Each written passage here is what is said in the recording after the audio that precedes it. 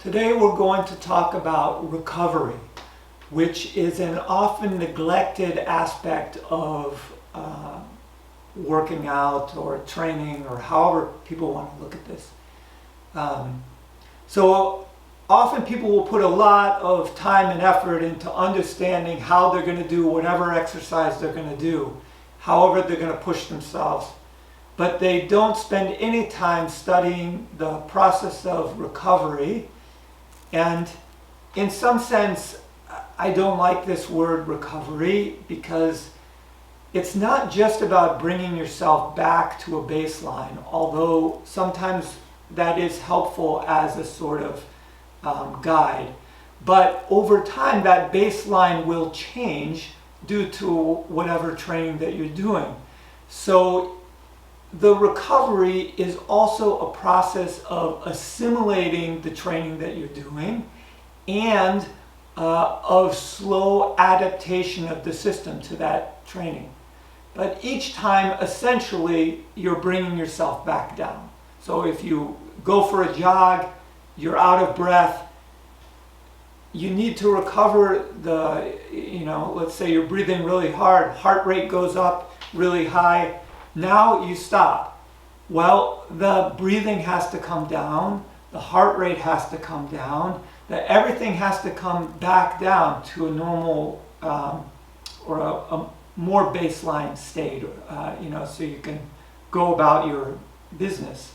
And we can study this process of bringing the system back down from various spikes in tension or workload.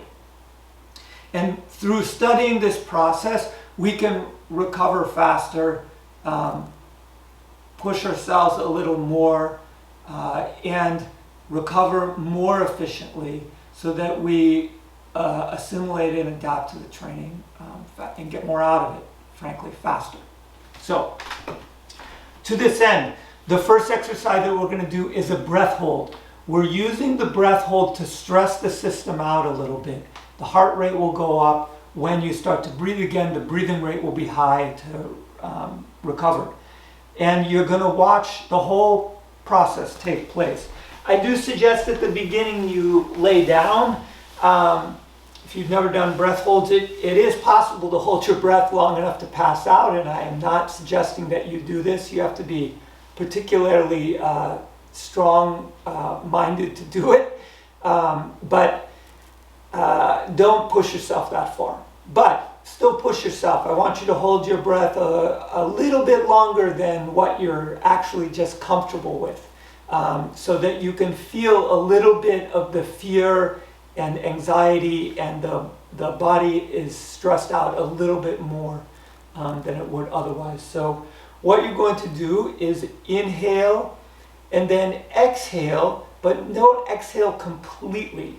So I want you to just exhale until there's neutral pressure inside the lungs and outside the body. So it's not so much that now there's pressure outside and you're not holding air inside so that there's pressure inside. Just exhale till there's neutral pressure and stop breathing. When you've stopped breathing, then I want you to watch inside yourself how it affects you. It will affect your thoughts, it will affect your body, it will affect different areas, and so on. So just watch very carefully where tension comes up and how it affects you during the breath hold. When you start to breathe again, so I do my breath hold, I'm watching. At a point where I want to breathe, I hold my breath just a little bit longer. When I really need to start to breathe again, or sometimes you may spontaneously just start breathing, breathe in through the nose and out the mouth.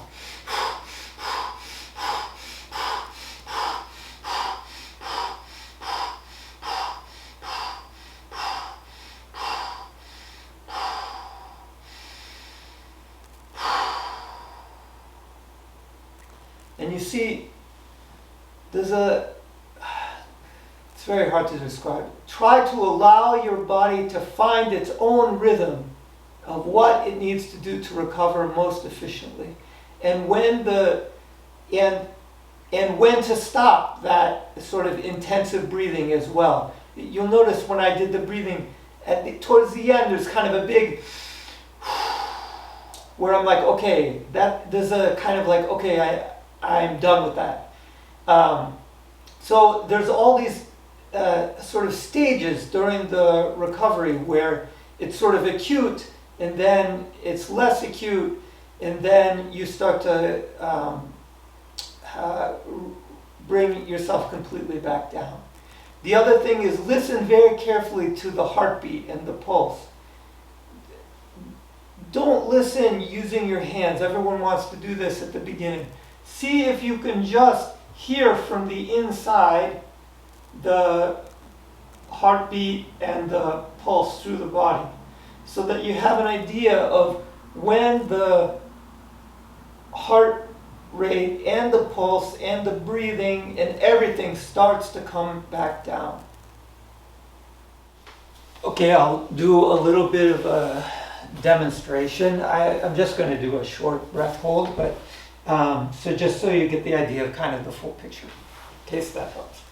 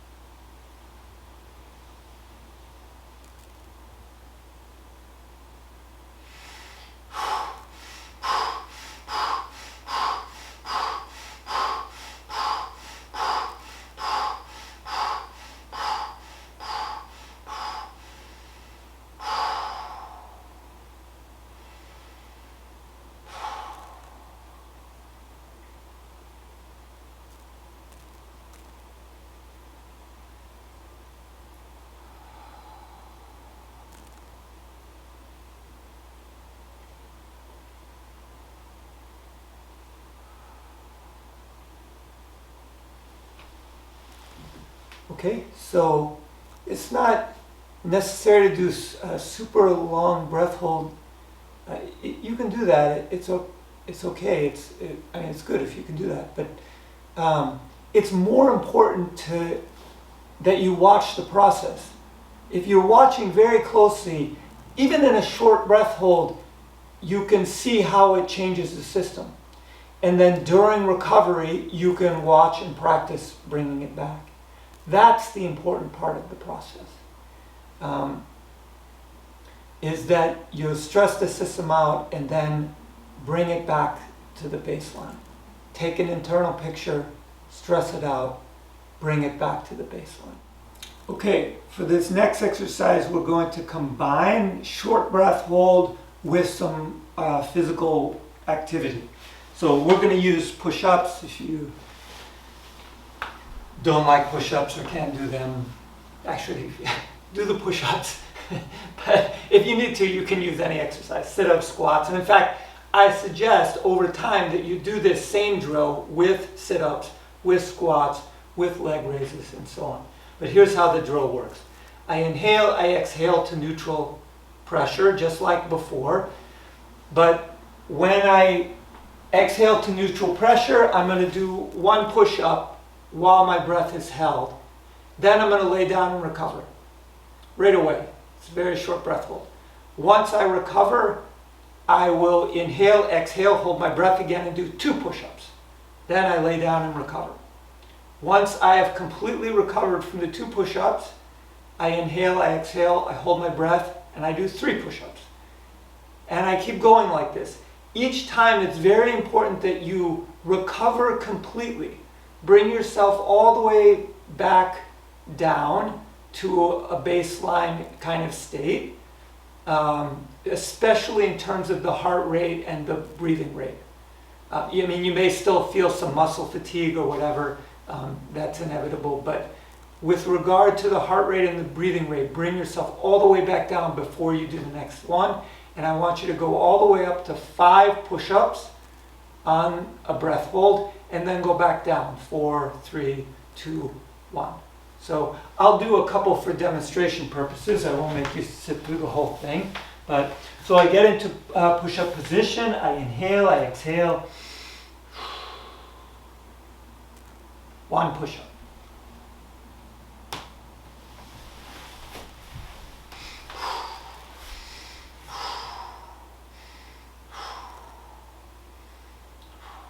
And I just spend some time monitoring my inside, my breathing. When I feel I have completely recovered, I inhale, I exhale, I hold my breath. Now I do 2 push-ups.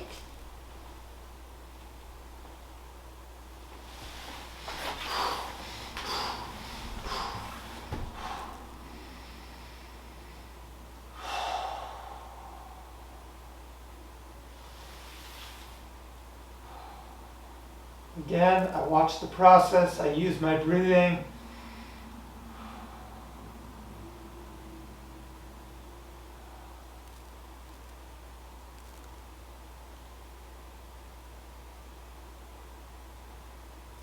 When I've completely recovered from the 2 push-ups, again, I get into push-up position, I inhale, I exhale, hold the breath, 3 push-ups.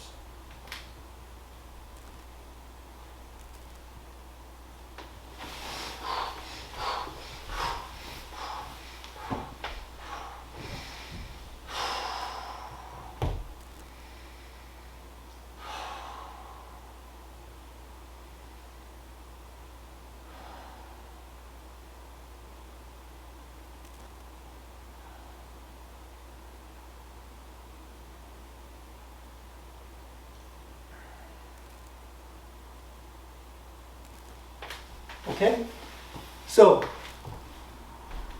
like that, up to 5 push-ups on the breath hold, recovering each time completely.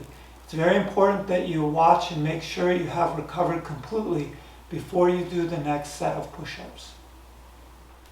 Okay, so we've done 2 exercises. 1, recovery from a breath hold, static recovery from breath hold. 2, a kind of static recovery from a breath hold with movement or exercise.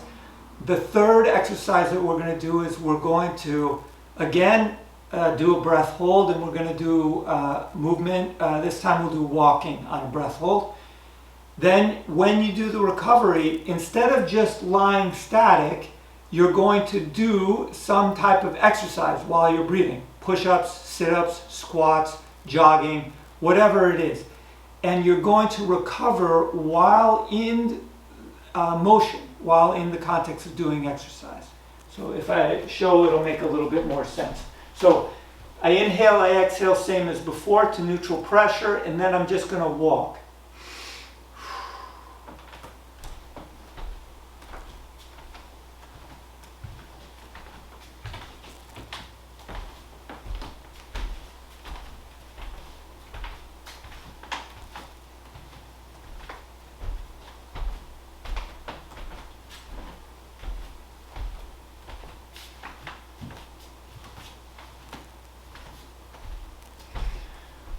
When I have to breathe, but now I do work, some type of exercise.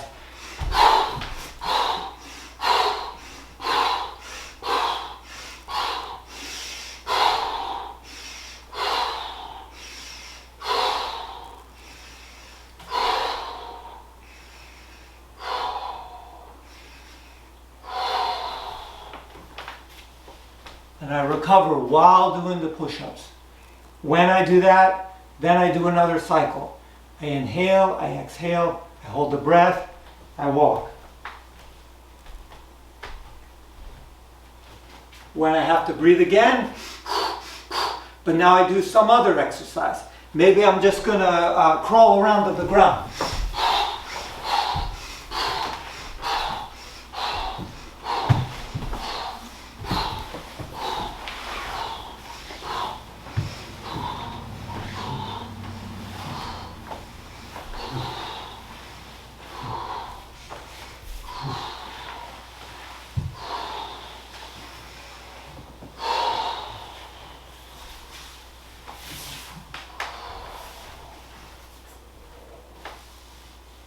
So it's important to see now that you can monitor the tone, the internal tone of the system separately from the context of the work that you're doing.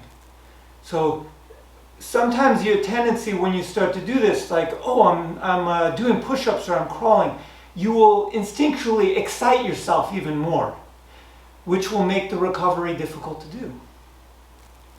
So you have to do the crawling or the push-ups or whatever work's required while simultaneously bringing the system down. So you have to be very attentive that you're not working at cross purposes with yourself. When you're recovering, you need to be recovering. Even if you're doing push-ups, sit-ups, squats, transitions, any of the previous work that we did.